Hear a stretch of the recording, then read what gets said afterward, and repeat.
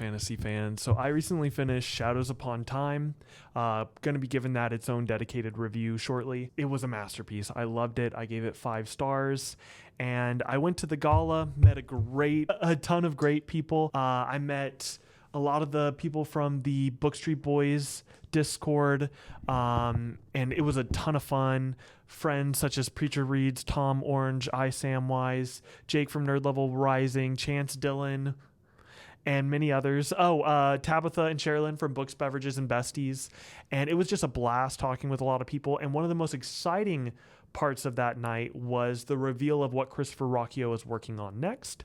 Now, in addition to talking about, he wants to do future Solon Empire short stories and maybe a future series, he also mentioned his Adaman stories, greatly inspired by the works of Robert E. Howard.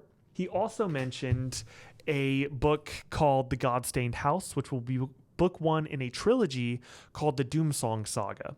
Now, he talked that night about how his work has been compared to a lot of other sci-fi books and how people really don't like it when you make books that have a lot in common with other sci-fi books. So he's like, maybe in the future, I'm going to take after different historical events.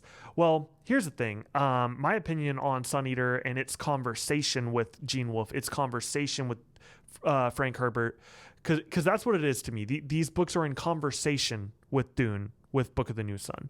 They do not feel derivative. He's not trying to pass off Gene Wolfe's ideas as his own. He's not trying to pass off Dune. In fact, the overall messages of this series are in sharp contrast to Dune. But, he said something that night. He said, originality is overrated. Every story has already been told, and all you can do is add your own voice. And as he was describing The God-Stained House, it immediately put me in mind of the Arestia plays by Aeschylus. Oh, the torment bred in the race, the grinding scream of death, and the stroke that hits the vein, the hemorrhage none can staunch, the grief, the curse no man can bear. But there is a cure in the house, and not outside it, no, not from others, but from them, their bloody strife. We sing to you, dark gods beneath the earth. Now hear you blissful powers underground, answer the call, send help, bless the children, give them triumph now. So these plays follow the king of Mycenae, I believe, Agamemnon, the older brother of Menelaus, the king of Sparta, who warred with Troy to get back Helen after Paris, he made his deal with the 3 goddesses. Aphrodite won out and he took Helen. If you want a little bit more knowledge on Agamemnon and Menelaus and a lot of the events that occurred before the Arestia, you can read the Iliad. I almost always go with the Robert Fagles translations. He's never led me astray yet. In fact, my Arestia is the Robert Fagles translation. Ton of respect for Robert Fagles for translating all these works. But yeah, so in the Iliad, Agamemnon is actually the one to challenge Achilles and take one of his women, one of his war prizes from him. And this kind of sparks the series of events that lead to Patroclus perishing and the wrath of Achilles and the killing of Hector. A lot of this starts with the way Agamemnon carried himself and how he treated Achilles at the beginning of the Iliad. But yeah, so Agamemnon, he was the leader of the Greek forces. Once you finish the Iliad, you don't have to read the Odyssey. Doesn't really connect. That's more of Odysseus's solo journey. But some people following that war were not waylaid by Poseidon and had to go on a big long trek that lasted decades.